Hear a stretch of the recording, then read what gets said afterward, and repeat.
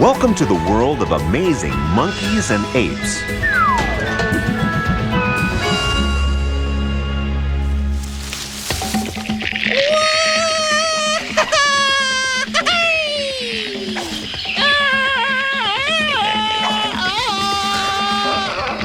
Hey, where'd the jungle go? Henry, what are you doing? I'm Henry, the ape lizard. What does it look like? It looks like you're monkeying around, that's what. You just haven't got what it takes to be a primate. Primate? Ate what? My cookies? No, Henry. Primate is the correct name for all monkeys and apes. It is, huh? Why can't you just call them all monkeys? Because there's a difference. This is a lemur, an ancient type of monkey. While primates like these, Don't tell me. They're modern monkeys. yes. Then again, there are the big-eyed prosimians. Pro-simpletons? I don't get it. That's prosimian, and it isn't easy knowing who's what. It's a good thing there are clues to look out for, like you won't ever see an ape with a tail. Oh, so he's no ape. There's no tail on an orangutan. They must be apes. Yes, Henry, and so is the chimpanzee. Whoops! So how many types of ape are there? Well, with the gorilla and all the different types of gibbon, there are 13. Oh, and of course, there's humans. Excuse me? Humans are apes? They're a kind of primate? Sure, check out the hands and the faces. You see the similarities? I guess. And of course, humans don't have a tail. Now these guys, No, don't tell me. Definitely no tail there. Human-like face? They just gotta be apes. sorry, Henry, they're monkeys. What? But you said... I know I did, but there's always exceptions. These monkeys are even called Barbary apes, but they're actually a kind of tailless macaque. Confused? I am. And you will be.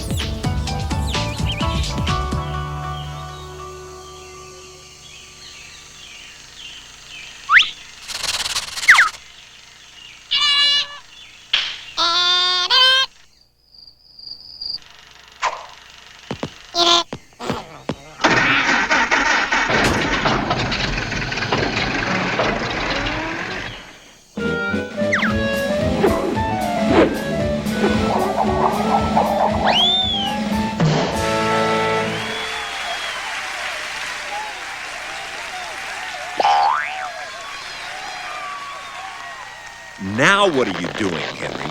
Swinging! See? I'm pretty good at this primate stuff. Being a monkey is great. Well, there are some things they can do that you can't, you know. Hey, anything they can do, I can do better. Sounds like a cue for a song. No, it doesn't. Aw, but I can do anything better than them. No, you can't. Henry, you can't even swing from your tail. You think so, huh? Watch and be amazed. Wah-hey! Ah! You say I told you so, and I'm looking for a new partner. Don't feel bad, Henry. That spider monkey had a big advantage. A prehensile tail. Pre-what? Hensile. You should see a doctor about that cold, you know. Very funny. A prehensile tail can actually grip. It's just like having an extra hand, and it makes moving around in trees super easy. That's amazing! Whoa, chunky! Henry, don't be rude. Though I suppose adult orangutans are pretty large. They can weigh as much as 200 pounds. The youngsters are lighter and much more agile. He looks pretty jealous of that kid. Shouldn't have eaten so much candy. Actually, they're fruit eaters. But as you can see, it's much easier for young orangs to get around than for the adults to live up to their arboreal lifestyle. Doesn't look boring to me. Arboreal. It means they live in the trees. Well, why didn't you say so? Wait a minute. Living up in trees might be okay for that young guy. He's a bit of an acrobat. But there can't be too many trees that can hold old man orang's weight. It's funny you should mention that. Really? I don't hear you laughing. No, it's funny because by the time they reach adulthood, at least 1 in 3 orangs will have broken bones by falling out of trees. Ouch! Falling is a real problem for those heavyweight apes. They swing backwards and forwards on young trees to get around in the jungle. But if they swing too far, then correct! Orang kabang! Henry, a fall like that is no laughing matter. Oh, sorry. You know, I think they'd be better off staying on the ground. If they stayed on the ground, they'd miss out on all the fruit in the treetops. If only fruit grew on low bushes, eh? Most primates, like these shifakas, are better suited to moving in the treetops, but they do have to come down to ground level at one time or another. What? So they can dance? He's leaping. That's how shifakas get around, on the ground. That's amazing!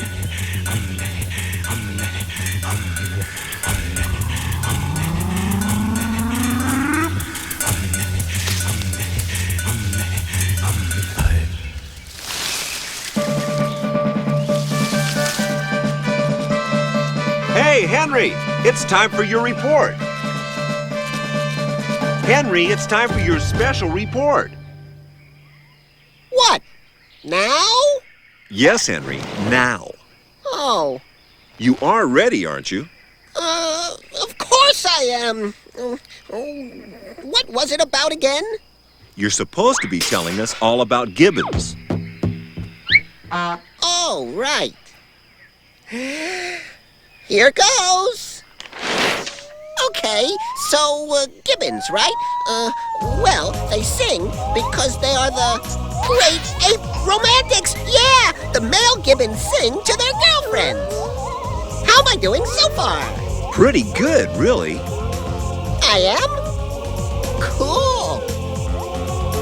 So anyway, one day some of these gibbons were singing in the jungle when a big-time record company executive heard them and signed them up. Soon they were #1 in the charts and making their first film, Giving You All My Lovin'. They stayed in all the top hotels, dined in fancy restaurants, and partied with the stars.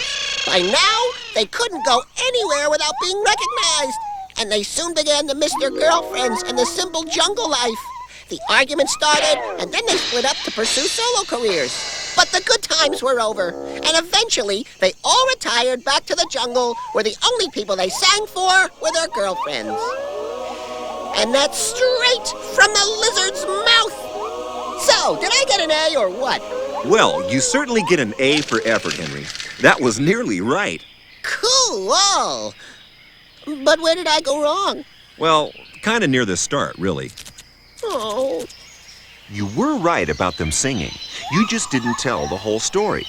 Gibbons throughout Southeast Asia are famous for their incredible calls. But of the 9 species of gibbon, the lar gibbon is the most vocal, and its haunting cries echo around the jungle for up to 5 miles. It's kind of a weird song. It's actually a duet. You see, gibbons are very faithful animals. They mate for life. One reason they sing is to reinforce the bond between partners. It's like calling to say I love you every few minutes. Aw, how romantic. Yes, and it's really useful too. If couples get separated in the dense jungle, they can always find each other again by singing. If they're far apart, how can they tell if they're singing to the right gibbon?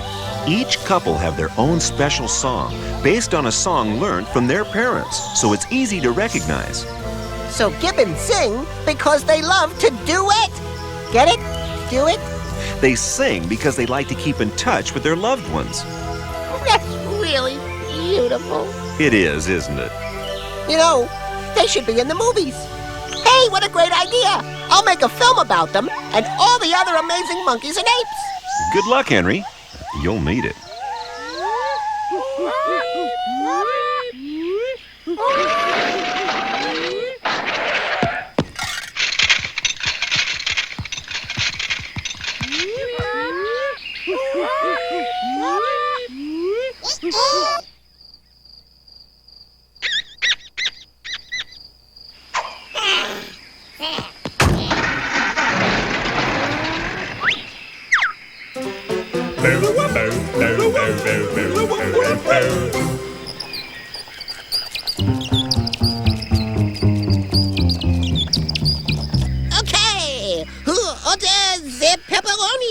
anyone? Anyone?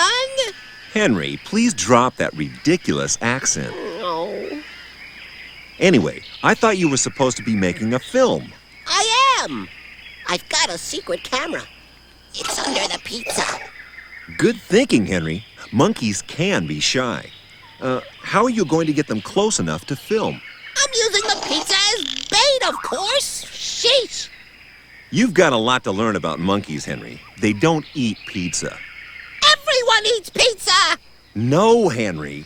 You think they get deliveries in the middle of the jungle? No. Monkeys and apes have very different diets. They don't look fat to me. They're not on a diet to lose weight. I just mean that wild monkeys eat different foods from people. And that means no pizza. No wonder they're wild. I'd be furious. Henry. Whoa! Check out those eyes. Bush babies need big eyes because they're nocturnal, which means... I know. It means they only come out at night. Very good, Henry. A crunchy texture on the outside with a delicate insect-flavored filling. Delicious. These ring-tailed lemurs will eat almost anything, although they're primarily vegetarian, eating soft fruit, hard-shelled fruit, and leaves. All kinds of stuff. Look at them all. They're kind of like people shopping at a supermarket. Except there aren't any shopping carts in this Madagascan forest, so they have to eat on the go. Announcing a blue light special on bananas in aisle 3.